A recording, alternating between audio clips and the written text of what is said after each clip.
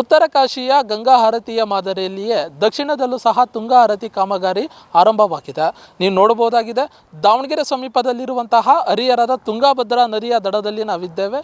ಇಲ್ಲಿ ಸುಮಾರು 30 ಕೋಟಿ ರೂಪಾಯಿ ವೆಚ್ಚದಲ್ಲಿ ಸರ್ಕಾರದ ಅನುದಾನದ ಅಡಿಯಲ್ಲಿ ತುಂಗಾ ಆರತಿ ಕಾಮಗಾರಿಯನ್ನು ಸಹ ಇಲ್ಲಿ ನೆರವೇರಿಸಲಾಗಿದೆ.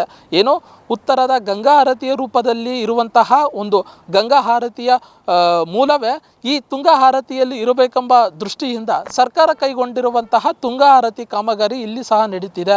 ಆದರೆ ಈ ಒಂದು ಕಾಮಗಾರಿ ಸಂಪೂರ್ಣವಾಗಿ ಮಂದಗತಿಯಲ್ಲಿ ಸಾಗುತ್ತಿದೆ.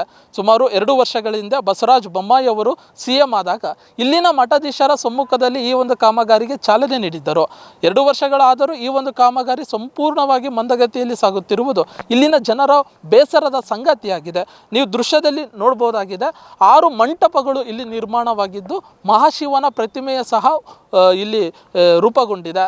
ಏನು ತುಂಗಾ ಆರತಿ ಈ ಒಂದು ಆರತಿಯು ಜನರ ಗಮನ ಸೆಳೆಯುವಂಥ ದೃಷ್ಟಿಯಲ್ಲಿ ಸರ್ಕಾರ ಕೈಗೊಂಡಂತಹ ದಕ್ಷಿಣ ಭಾಗದ ತುಂಗಾ ಆರತಿ ಕಾಮಗಾರಿ ಇದಾಗಿದೆ.